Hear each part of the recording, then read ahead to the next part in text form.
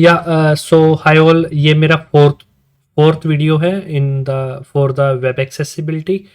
Okay, so first video में हमने what is web accessibility देखा। सेकंड वीडियो में हमने प्रिंसिपल्स का फर्स्ट पार्ट देखा था। सेकंड वीडियो में हमने सेकंड पार्ट देखा।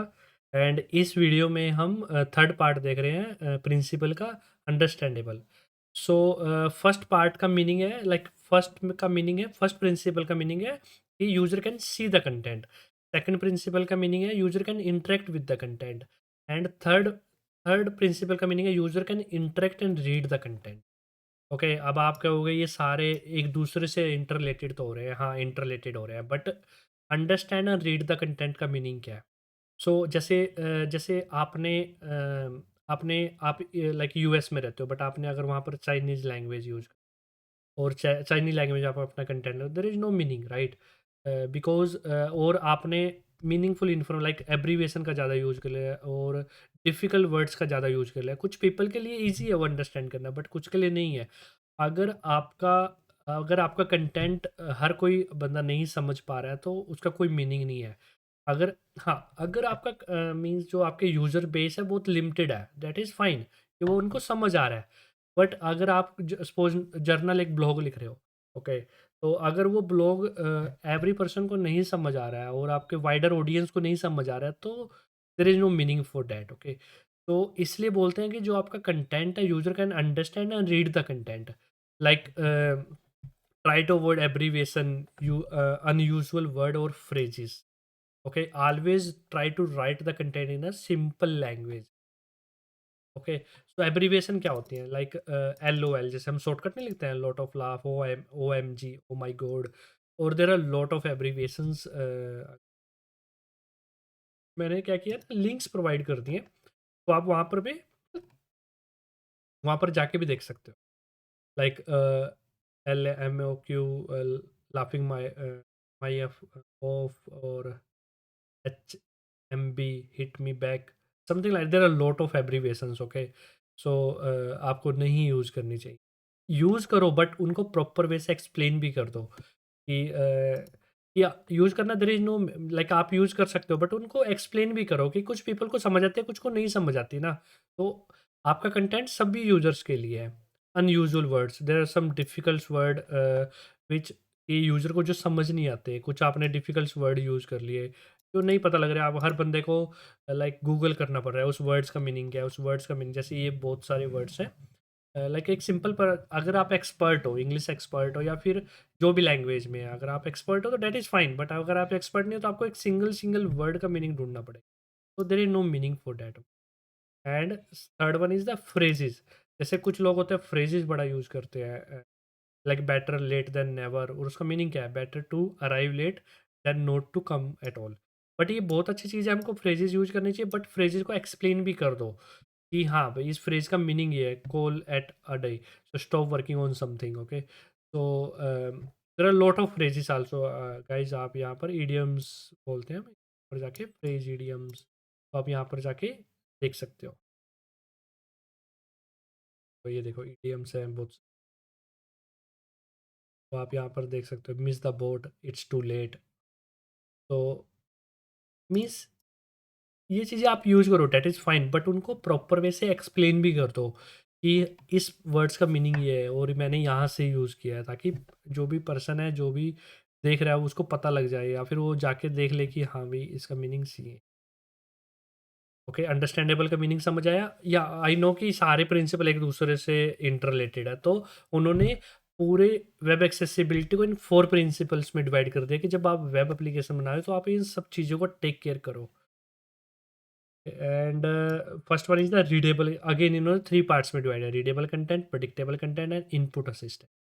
तो रीडेबल कंटेंट का मीनिंग क्या होगा? तो रीडेबल कंटेंट का मोस्टली मीनिंग यही होगा कि आपका कंटेंट प्रॉपरली अंडरस्टैंडेबल होना चाहिए। एब्रीविएशन का कम यूज़ करो, करो तो अच्छे से एक्सप्लेन करो, अनयूजुअल वर्ड्स, फ्रेजेस।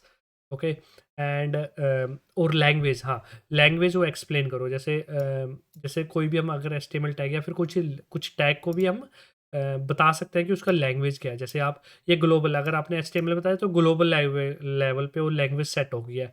बट आप खुद के पैराग्राफ लेवल पे या फिर कुछ वहाँ पर भी एक लैंग एट्रीब्यूट रहता है, वहाँ पर भी आप सेट कर सकते हो।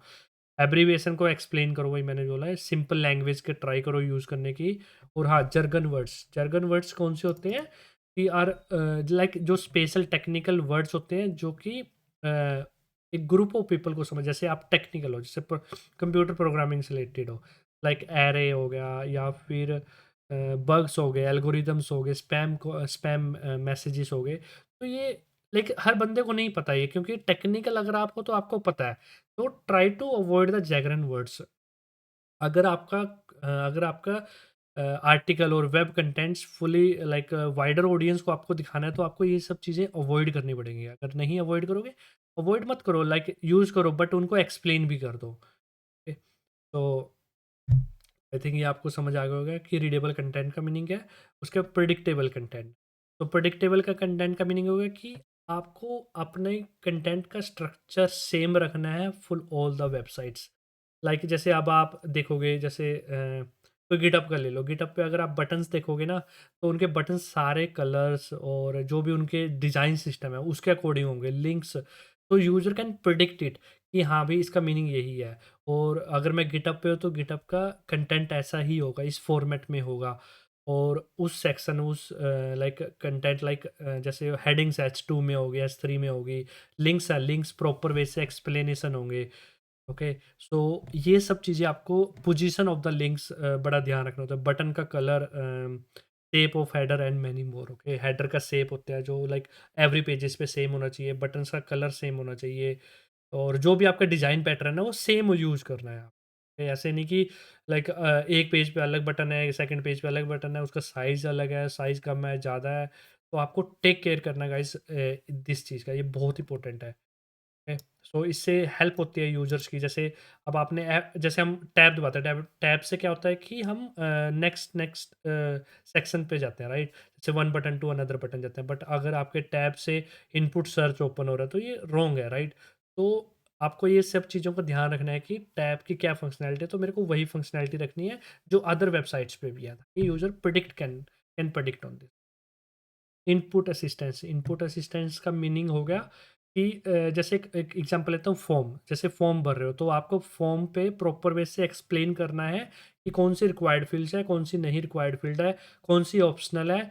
और और अगर सपोज कोई एरर आता है, फॉर्म सबमिट के टाइम पे कोई एरर आता है, तो उस एरर से कैसे रिकवर करना है। फॉर एग्जांपल, आपने पासवर्ड रॉन्ग दे दिया, तो आपको कैसे उस पासवर्ड से रिकवर करना है, कैसे आपको प्रॉपर वे से एरर मैसेज शो करना है, प्रॉपर कलरिंग का यूज़ करना है। Okay, so it means user to understand the process of entering information, when user fill the form we should provide proper information which field are required, not required। तो इसका meaning होगा कि कैसे information को input कर रहा है, कैसे मीन्स कैसे अगर कोई एरर आता है तो उसको कैसे बाहर आना है। तो इससे क्या होगा, इससे इससे क्या बेनिफिट होगा, इससे क्या होगा, नंबर ऑफ एरर्स रिड्यूस हो जाएंगे। This guideline seeks to reduce the number of error that user make and help understand what they must do to correct the error.